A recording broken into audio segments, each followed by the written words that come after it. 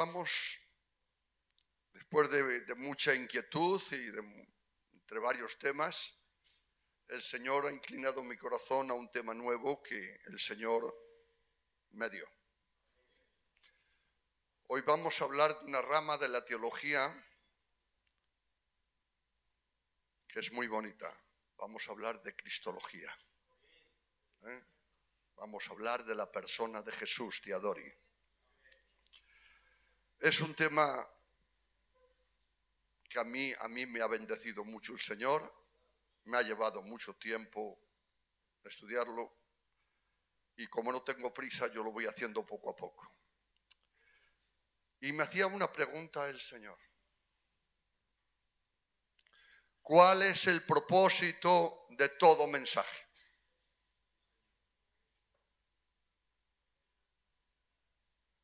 Iglesia, ¿cuál es el propósito de todo mensaje?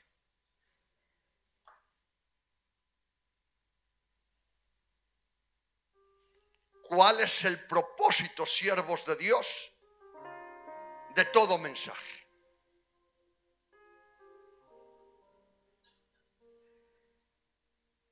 Porque a veces damos las cosas por sobreentendidas y no sabemos el propósito.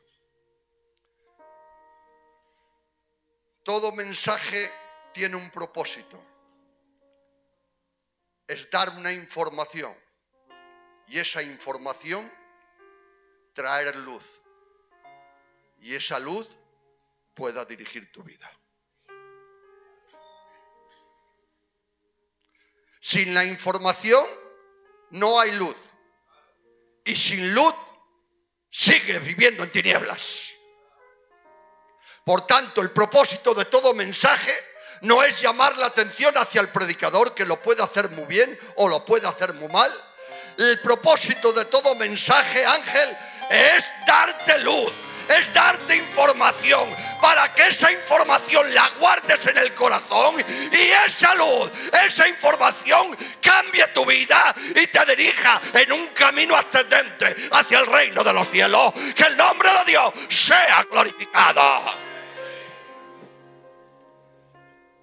Pues hoy vamos a empezar. No sé los temas, los mensajes que tendremos de este, pero bueno, mientras lo vayamos dando, poco a poco. Vamos a leer el texto base. Hacía muchos años que yo quería componer un mensaje de este texto, de este mensaje. Pero no podía, no encontraba el momento. Pero llegó el momento en que Dios me lo dio.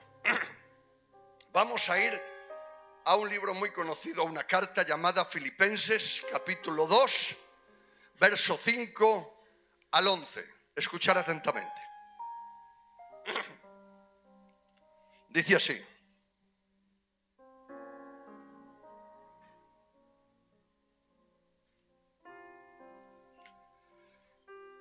haya pues en vosotros este sentir que hubo también en Cristo Jesús. ¿Quiénes son estos vosotros? Haya pues en vosotros este sentir que hubo también en Cristo Jesús. ¿Cuál fue el sentir que hubo en Cristo Jesús? Que dice, el cual, siendo en forma de Dios, no estimó el ser igual a Dios como cosa que aferrarse, sino que se despojó a sí mismo, tomando forma de siervo, hecho semejante a los hombres, y estando en la condición de hombre, se humilló a sí mismo, haciéndose obediente hasta la muerte y muerte de cruz. Dice, por lo cual Dios también le exaltó hasta lo sumo y le dio un nombre que es sobre todo nombre, para que en el nombre de Jesús se doble toda rodilla que está en los cielos, en la tierra y debajo de la tierra, y toda lengua confiese que Jesucristo es el Señor, para la gloria del Dios Padre. Este es un pasaje impresionante. Bien, la carta de los Filipenses la escribió el apóstol Pablo, Daniel. ¿Y sabes dónde la escribió? En la cárcel. No estaba en un sofá cómodo, en un escritorio. No, en la cárcel. Y en esa cárcel escribió la carta de Filipenses. Dice que fue Epafrodito, fue a visitarlo, enviado por la iglesia de Filipenses, a que visitara acá a Pablo. Y cuando Epafrodito se encontró con Pablo y empezaron a hablar como tú y yo hablamos. ¿Qué tal la iglesia? Pues esto, por lo otro, para aquí, para otro. Y empezó a comentarle todas las cosas. Y cuando se marchó Epafrodito, empezó a escribir lo que hoy conocemos como la carta de los Filipenses. Porque había ciertas cosas que tenían que ser corregidas. La carta consta de 4 capítulos y entre ella el capítulo 2, del cual vamos a predicar. El tema a tratar hoy lo vamos a dividir en 2 partes, que solo vamos a tratar la primera y un poquito solo. Y es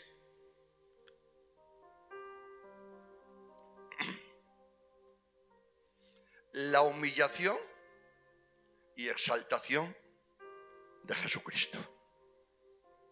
Hoy solamente tocaremos los pequeños detalles de la humillación de Jesús. Este pasaje, pastor, ha sido llamado la joya de la cristología. Un diamante teológico cuyo brillo tal vez no tenga paralelo en las Escrituras. Este pasaje, con sencillez y brevedad, pero con una profundidad extraordinaria, en este pasaje describe la humillación de la segunda persona de la Trinidad para nacer, vivir y morir de forma humana con el fin de lograr la redención de toda la humanidad.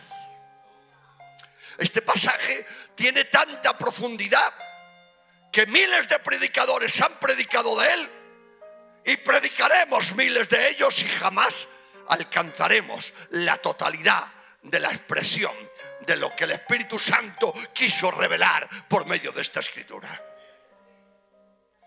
Pero vamos a intentarlo poco a poco. Los textos que hemos leído dicen: el cual, siendo en forma de Dios, atención porque hoy vamos a hablar de la palabra forma de Dios, no estimó el ser igual a Dios como cosa que aferrarse, sino que se despojó a sí mismo, tomando forma de siervo, hecho semejante a los hombres, y estando en la condición de hombre se humilló a sí mismo, haciéndose obediente hasta la muerte y muerte de cruz. Bien, lo primero que vemos es la humillación de Cristo. A estos textos los teólogos le llaman los textos del proceso de humillación de nuestro Señor Jesucristo. Atención, la humillación de Jesús no fue la cruz. La humillación de Jesús no fueron los clavos. La humillación de Jesús no fue vivir. La humillación de Jesús, atención, empezó en el mismo cielo. En el momento, Charo, que dijo envíame a mí, empezó la escritura y empezó a decir: el cual, siendo en forma de Dios, no estimó el ser igual a Dios como cosa que aferrarse. En ese instante empezó el proceso de humillación. Empezó en el cielo. ¿Y sabes cuándo terminó? Terminó muriendo, excavando, muriendo en la cruz del Calvario. Y cuando resucitó, se acabó la humillación. Durante 33 años estuvo en un proceso de humillación. Durante 33 años, que se dice fácil, 33 años, día tras día, hora tras hora, segundo tras segundo. Dice, él, siendo en forma de Dios, no estimó el ser igual a Dios como cosa que aferrarse, sino que se despojó a sí mismo, tomando forma de siervo. Durante 33 años, Daniel, empezó la humillación de Jesús. Fue un proceso tan largo que más adelante hablaremos de uno de los detalles de lo que se despojó Jesús. Más adelante.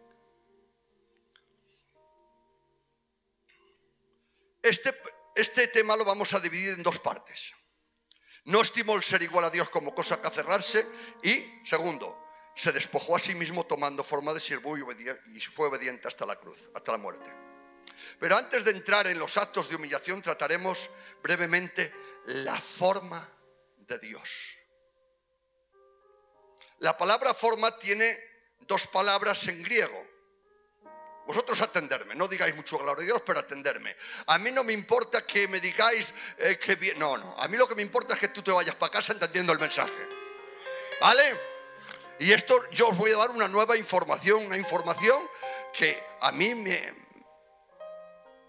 ha hecho entender cosas. La palabra forma en el griego tiene dos palabras. Tú dices forma y tiene forma de canasto, pues una forma. Pero en palabra forma en griego tiene dos palabras, es morfe y shema.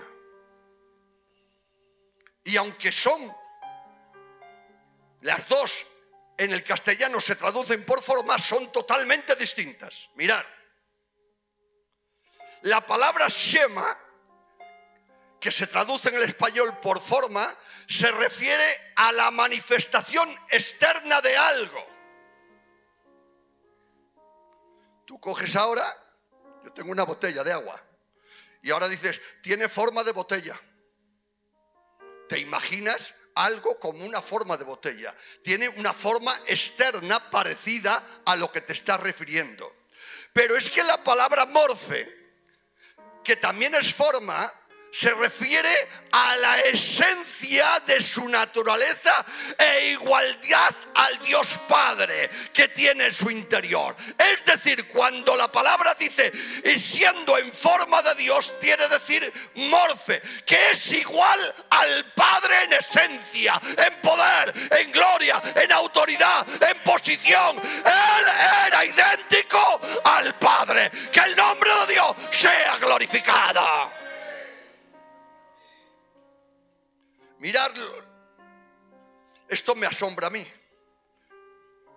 Disculpadme, me voy a quitar aquí. Yo lo voy a hacer despacito, ¿vale? Ya cuando el pastor me mande otra vez seguiremos. Cuando dice forma de Dios, quiere decir que era igual en todo. Poder, gloria, autoridad, posición, todo. Pero cuando dice forma de siervo, atención, también era igual en todo. Esto a mí me rompe, hermanos. A mí me rompe. El Dios que dice que el cielo de los cielos no puede contener su gloria, ahora, Charo, dice que se pone en forma de siervo. Es decir, hecho semejante a los hombres. Y dice que es en esencia igual a un hombre. Esto me rompe. Siempre nos imaginamos a Jesús como el Dios todopoderoso. Nos imaginamos al Dios todo engrandecido. Pero cuando dice la Biblia que tomó forma de siervo, era igual a un hombre con debilidades. Se cansaba, tenía sueño, necesitaba comer. Estuvo durante 9 meses metido dentro del vientre de una mujer, desarrollándose como cualquier feto normal y corriente, Charo. Y cuando a los 9 meses sintió las contracciones del útero, empezó a sentir la presión que ejercía la matriz y empezó a ser expulsado del cuerpo de María como cualquier niña. Ahí no hubo milagro. Él experimentó, ¿saben por qué nacen los bebés muchas veces deformados? Por la presión de las contracciones, y sienten ese dolor los bebés. Pues quiero decirte que mi Cristo sintió las contracciones y salió deformado. Pero atención, Él era todo Dios, pero también era todo hombre.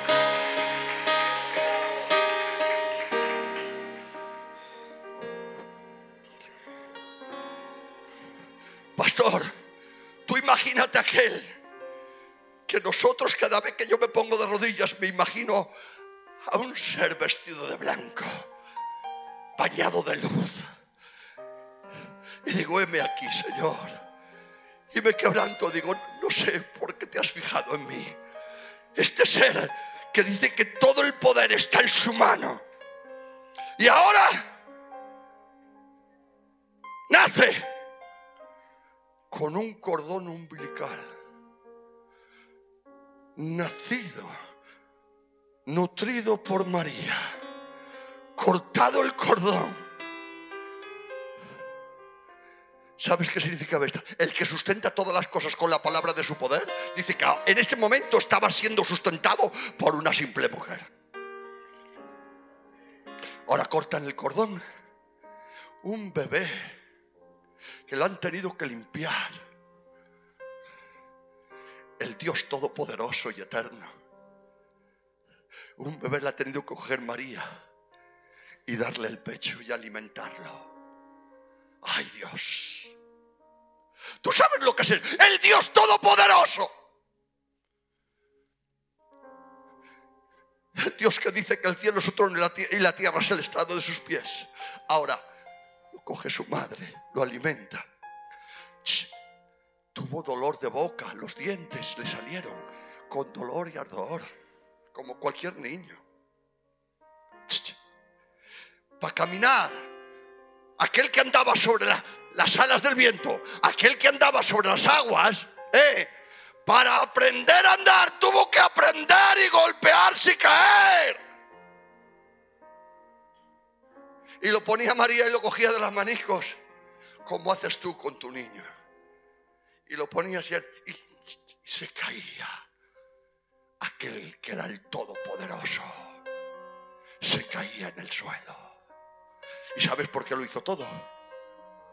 Para que Benavente vaya al reino de los cielos.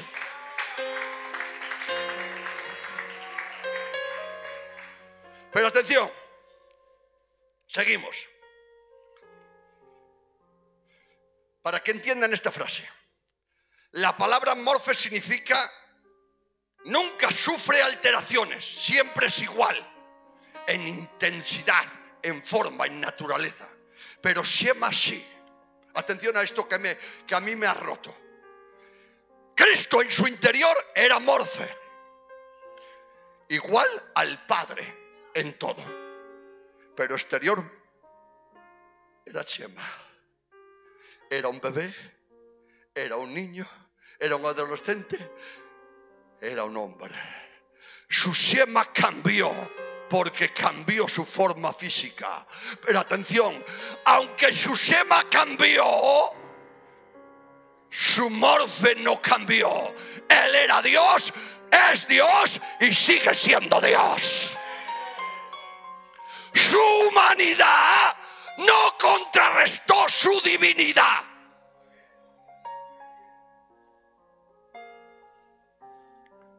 El hecho de que fuera hombre, Josué, no restó un ápice a la gloria que él tenía.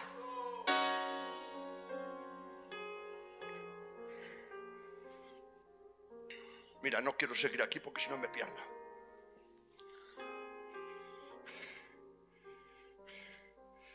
Es decir, hermanos, cuando la Escritura dice, el cual siendo en forma de Dios, está diciendo que nuestro Cristo era igual a Dios Padre en todo. Por eso la Escritura dice en Juan capítulo 10, verso 30, yo y el Padre uno somos. Repitan conmigo, yo y el Padre uno somos. ¿Sabes qué quiere decir? Que son idénticos en posición, gloria y autoridad.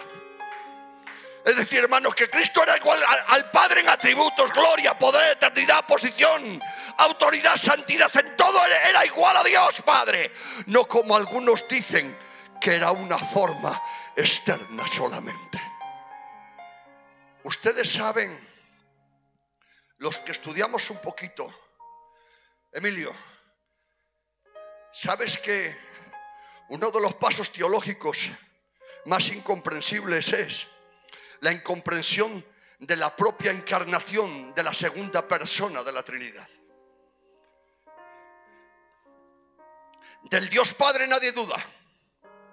Del Dios Espíritu nadie duda. Pero en el momento que el Dios Hijo se hizo humano, empezaron a surgir diferentes escuelas teológicas y empezaron a debatir que si había perdido el atributo de la omnisciencia, de la omnipresencia, que había perdido atributos, que había dejado de ser el Dios Todopoderoso y ser el de un Dios menor de forma externa. Pero miren lo que dice la Escritura, y vamos a leer estos textos muy despacito. Lo mismo ni salgo de aquí. Colosenses 1, 15 al 20. Dice así. Que tenga Biblia que me acompañe. Él es la imagen del Dios invisible. ¿Tú sabes qué significa eso? La imagen del Dios invisible. A Dios nadie le ha visto jamás. No saben cómo es. No saben cómo realiza las cosas. A Dios nadie puede determinarlo y pintarlo. Pero dice que Él en su forma externa no. Pero en su forma interna dice, Él es la imagen del Dios invisible.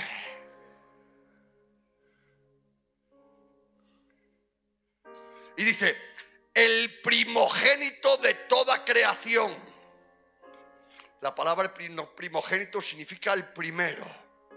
Es decir, cuando nada existía y solo existía Dios, Él fue lo primero. No hubo creación, fue Él, la Trinidad en completo. Lo que existió era Él. Y dice, porque en Él fueron creadas todas las cosas. No fueron creadas sino dice, en Él.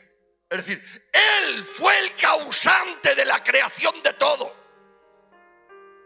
Él fue el causante. Las que hay en los cielos, las que hay en la tierra, visibles e invisibles, sean tronos, sean dominios, sean principados, sean potestades, todo fue creado por medio de Él y para Él. Que el nombre de Dios sea glorificado.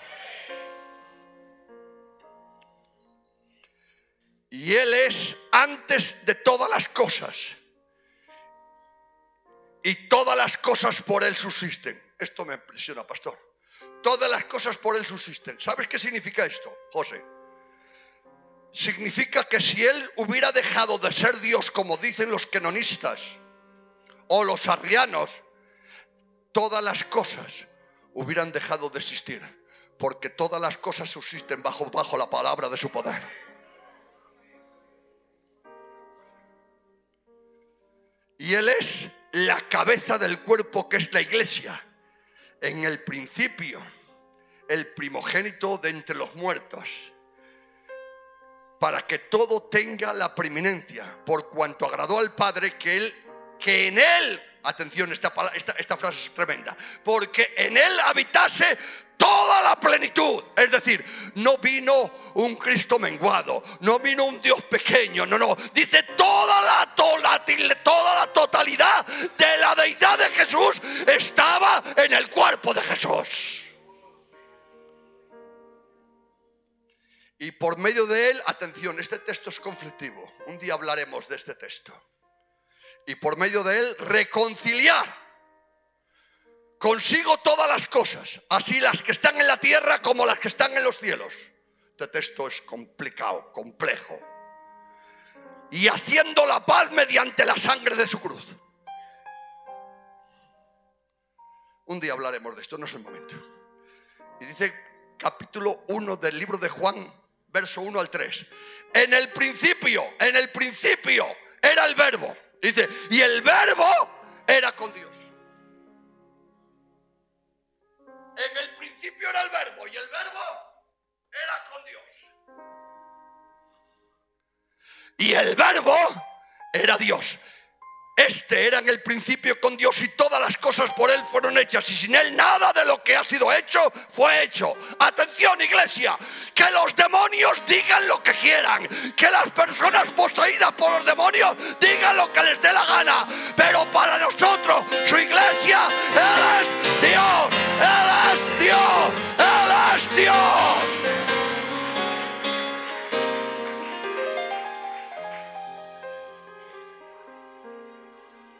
Atención a esto.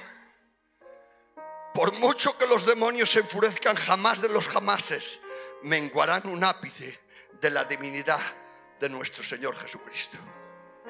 Atención a esto que el Señor me dejaba ver, Daniel. Imagínate los millones y millones y millones y millones de demonios que hay. Y según la última estadística, me parece que estamos en 8.000 millones de personas que hay en el planeta Tierra.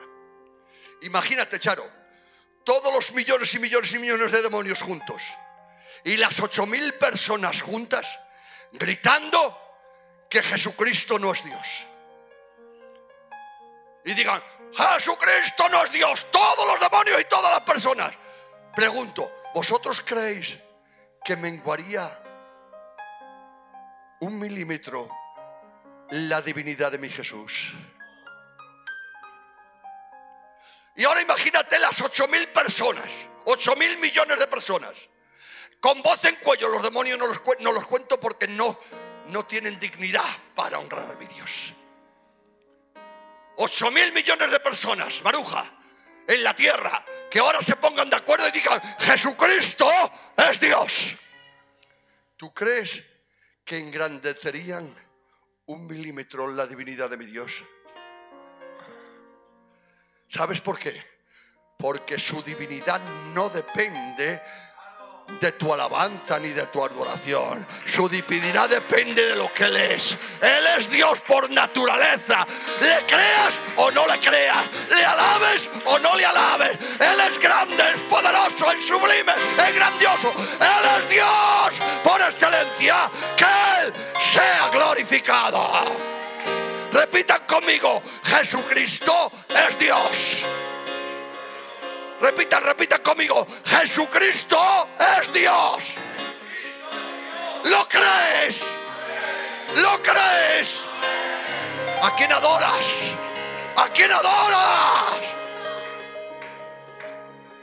Si estamos aquí es por Jesús.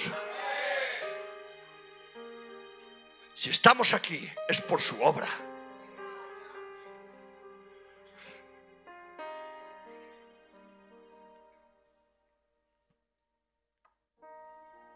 Bueno, son las 8:01. Pablo está diciendo que nuestro Cristo era preexistente. ¿Sabes qué significa preexistente? Que existió antes de nacer. Eso es preexistente. Porque hay quien cree que Cristo y Jesús, el Dios Jesucristo, nació de María. Y creen que ahí empezó la vida de Jesucristo.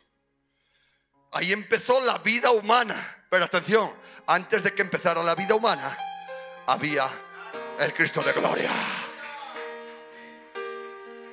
Es decir, que Cristo no tuvo su origen en el nacimiento virginal de María. No, y no, y no, y 1000 veces no. Cristo existía antes. Os voy a decir una cosa. Esto no está en el guión, pero bueno, lo decimos, porque ya no voy a seguir. Próximo día hablaremos, no estimó el ser igual a Dios como cosa que aferrarse. ¿Saben ustedes que el ángel de Jehová que se aparece en el Antiguo Testamento es la manifestación humana del cuerpo de Cristo? Las teofanías del ángel de Jehová, que le llamaban el ángel de Jehová, era una teofanía.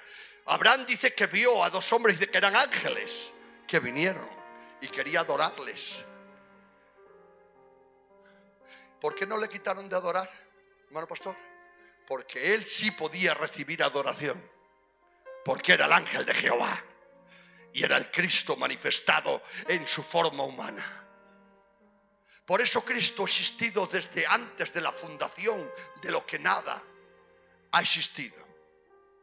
Me parece que está en Tito o en Timoteo, que ahora no me acuerdo dónde, pero hay un momento, Vicente, en el cual dice que la Trinidad empezó a unirse y empezó a hacer el primer concilio. ¿Sabéis lo que es un concilio? Un cónclave. ¿Sabéis cuando antes en las antiguas iglesias, cuando empezaban los papas, se hacían el concilio del Licea, el concilio de no sé cuál? Eran concilios en los cuales se establecían ciertas cosas. Pues la Trinidad, hubo un concilio. ¿Y sabes qué se hizo en ese concilio? No existía ni la eternidad. Atención a esto. No existía ni la eternidad. No había tiempo. Porque la eternidad está la eternidad presente, la eternidad pasada y la eternidad futura. Todas estas eternidades están dentro de nuestro Dios. Es más grande Dios que la eternidad. No existía tiempo, pero hubo un concilio de la Trinidad y empezaron a establecer varias cosas. Y el primero de ellos fueron las personas, los números. ¿Cómo los números, Julio? ¿Saben ustedes que el 1, el 2 y el 3 tienen distinta posición? Primero va el 1, luego va el 2 y luego va el 3. Y por eso le han puesto al Padre primera persona, segunda persona, tercera persona. Parece ser que hay una degradación. Padre 1, Hijo 2 y Espíritu 3. No. Estos números no son jerárquicos, sino identificativos. Al Padre le pusieron el 1 para identificarlo con el 1, al Hijo le pusieron el 2 para identificarlo con el 2 y al Espíritu le pusieron el 3 por ponerse el 3. Pero tanto el Espíritu como el Padre son idénticos en poder, gloria, autoridad y posición y eternidad. Y el Hijo es igual a cada uno de ellos. Por eso los números no identifican el poder de cada uno de ellos, sino que son identificativos. El Padre, el Hijo y el Espíritu Santo son totalmente iguales para la gloria de nuestro Dios. Dice que hubo un concilio. Empezaron a identificar las personas y empezaron a establecer los parámetros de la salvación. Empezaron a ejecutar el propósito, empezaron a crear el universo, la tierra, todo lo que era, y crearon las personas. Se crearon los ángeles, los arcángeles, los querubines, todo lo que hoy está. En aquel momento no existía nada. Y en aquel momento, atención a esto, que esto a mí me impresiona. Cada culto, escuchadme bien, cada culto, cada reunión, fue establecida por Dios antes de que el universo fuera creado. Hoy este culto ya fue establecido por Dios antes de que la eternidad existiera. Ya Dios lo tenía en su mente y hoy es la ejecución de ese momento. Fíjate si tiene grandeza. Atención, lo dejo aquí, no os preocupéis. Es más grande nuestro Jesús de lo que nosotros nos hemos imaginado. Tiene más gloria Jesús de la que nosotros nos pensamos. Es más profundo su palabra de lo que nosotros podemos llegar a interpretar. Es tanto lo que Él tiene, que estará durante una eternidad enseñándonos cada día cosas nuevas. Y nos quedaremos como la boca abierta, como los pajaritos. Porque tiene tanto que enseñarte, que hoy con tu mente finita y la mía no podemos entenderlo. Pero llegará un momento, ¿cuántos anhelan ese momento? En el cual nuestra mente será liberada y podemos ver a Dios cara a cara. Y entonces dice que se nos revelará cómo hemos sido creados. En eso es tanto lo que Dios tiene, que por mucho que te imagines, no llegarás ni a raspar un poquito la grandeza de nuestro Dios. Inclina un momento el rostro, por favor. Dale gracias al Señor. Si Dios te ha bendecido, si Dios te ha hecho bien, por favor, dale gracias.